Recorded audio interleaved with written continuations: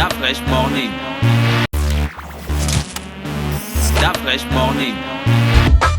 Vous êtes sur les 104.5 Urban FM, la station urbaine dans le Da Fresh Morning. Ce matin, on parle de coronavirus, c'est ça, Gina? Oui, ce matin, on parle de coronavirus parce que depuis hier, je pense que vous avez certainement dû l'apercevoir. Il y a une communication qui fait sensation sur les réseaux sociaux. Chacun y va de son interprétation. Il s'agit de l'arrêté municipal portant disposition d'urgence relative à la prévention du coronavirus dans la commune de Fougamou. Donc, arrêté numéro 009-PNG-DTM-CMF-CM de 2020.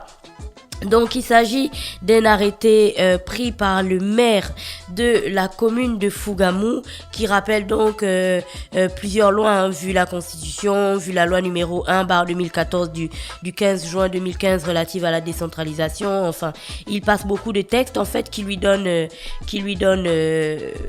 le droit, on va dire, d'établir cet arrêté. Et on arrive donc à ce qui constitue même l'arrêté. On a un article 1 qui dit qu'il est formellement déconseillé donc de se faire l'accolade, s'embrasser pour se dire bonjour. On se tient à bonne distance, soit 0,5 mètres environ, pour éviter les échanges de postillons, des fines gouttes de salive perdues en parlant et de respiration. Dès lors, on se dit bonjour avec un gentil sourire et un amical signe de main. L'article 2 dit qu'il est fortement déconseillé de se serrer la main pour se dire bonjour. Le sourire et le signe de la main chaleureux suffisent. En cas d'oubli, veuillez vous laver les mains au savon afin de les porter à votre bouche, votre nez, etc. L'article 3 dit qu'il est demandé à chacun de ne manger que des aliments bien cuits et chauds, surtout quand il s'agit d'aliments venant de l'industrie et vendus dans des commerces. Les fruits, quant à eux, doivent être lavés abondamment à l'eau propre avant consommation. Et l'article 4 dit qu'avant de manger quoi que ce soit, lavez-vous les mains au savon et lavez-vous les mains plusieurs fois dans la journée. L'article 5 dit que les chefs de tous les établissements d'enseignement sont invités à mettre à contribution chaque enseignant pour commenter et expliquer les présentes mesures aux élèves. L'article 6 dit que les présentes mesures basiques sont indispensables pour notre santé commune et doivent être observées avec rigueur. La conscience de chaque citoyen est sollicitée car il n'est pas question de mobiliser les forces de coercition en cette matière.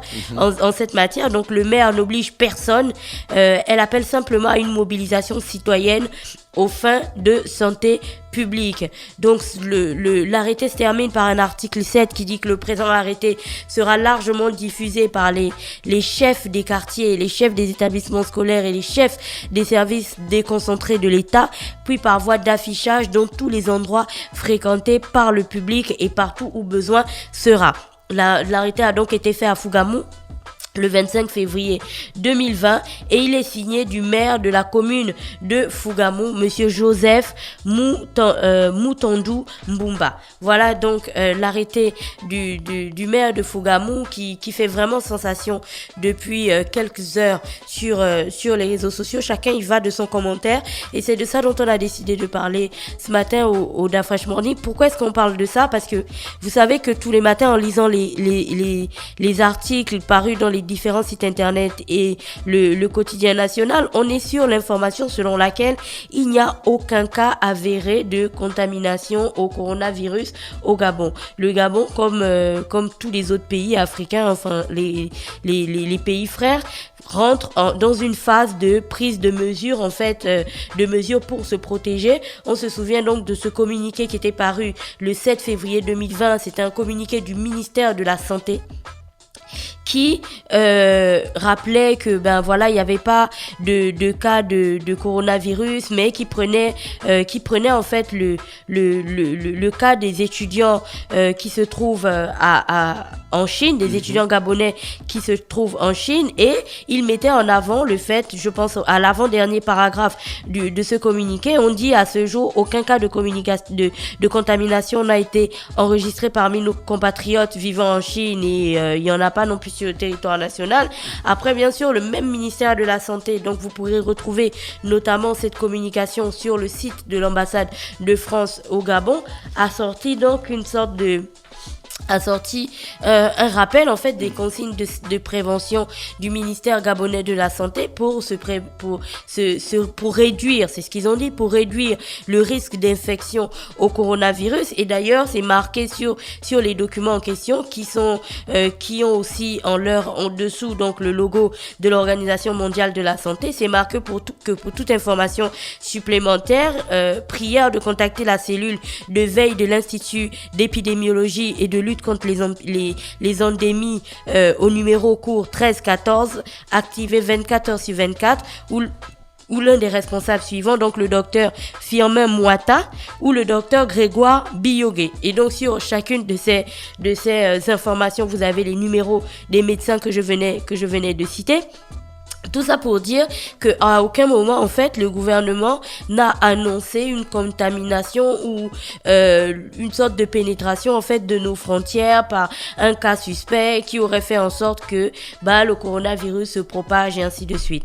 Alors depuis que le maire de Fougamou a fait son communiqué, chacun y va de son commentaire. D'un côté vous avez certaines personnes qui trouvent ça bien, de l'autre côté il y a des personnes qui trouvent que c'est pas bien et ainsi de suite. Et aujourd'hui en fait l'angle que l'on voulait aborder sur cette question de la communication autour du coronavirus, c'est l'angle qui concerne la synchronisation des informations. C'est très important aujourd'hui d'éviter tout risque de panique, parce que pour peu que quelqu'un qui se trouve à Fougamou reçoive une information telle que celle que le maire a publiée, on pourrait se dire que on est certainement en risque en ce moment et qu'il y a peut-être un cas de coronavirus qui est rentré ou quoi que ce soit.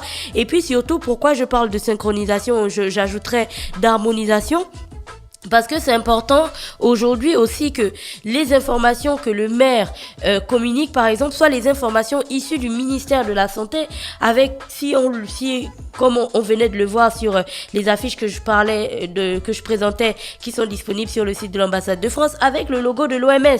Tu vois, que ce soit véritablement des communications qui soient harmonisées, que tu sois à Libreville, que tu sois à Port-Gentil, que tu sois à Lambaréné ou à Mouila, que tu aies la même information en fait.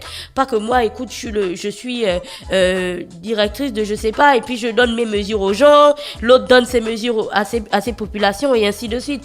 Il n'y a pas d'harmonisation ni de synchronisation de tout ça, et c'est un petit peu le grand désordre. Je demandais à certaines personnes s'ils avaient déjà vu à la télévision ces derniers jours des communications sur le coronavirus à la télévision. La plupart d'entre elles ont dit non.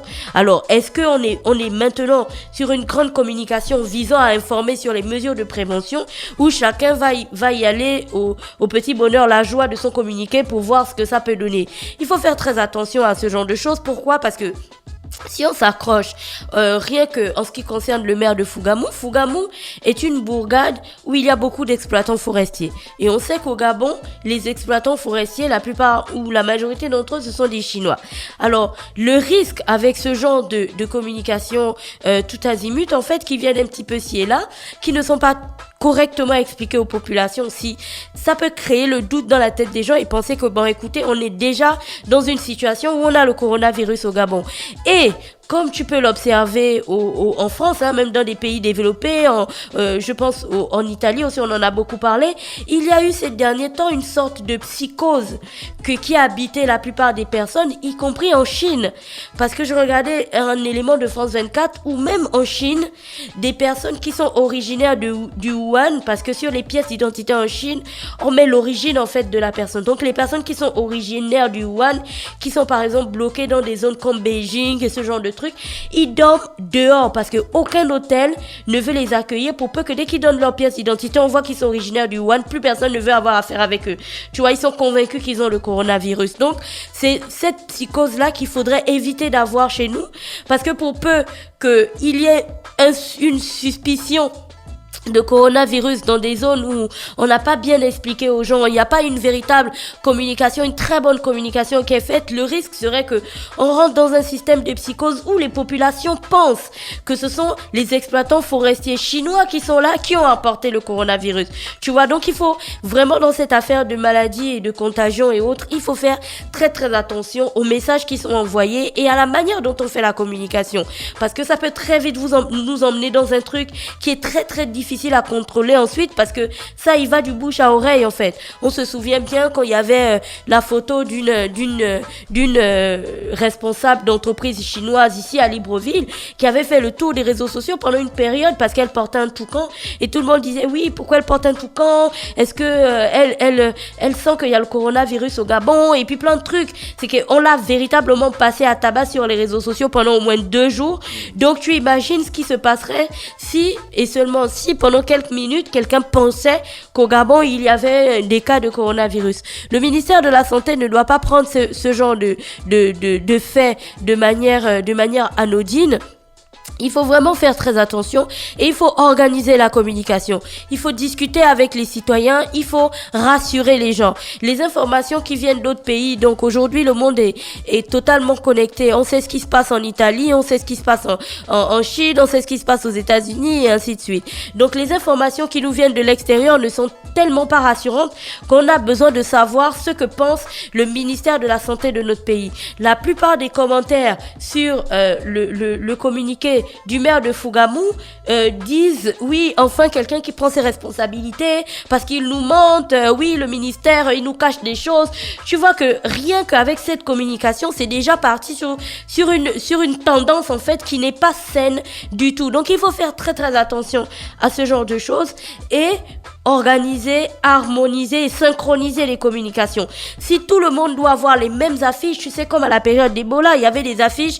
J'avais les mêmes affiches partout qui rappelaient les gestes pour éviter d'attraper la maladie et puis qui rappelaient surtout ce qu'il fallait faire si on sentait qu'on avait des symptômes et ainsi de suite. Il faut harmoniser les communications. Si on est sûr, on ne communique pas parce qu'il n'y a pas de cas de coronavirus au Gabon, il n'y en a pas encore. On espère que ça restera comme ça.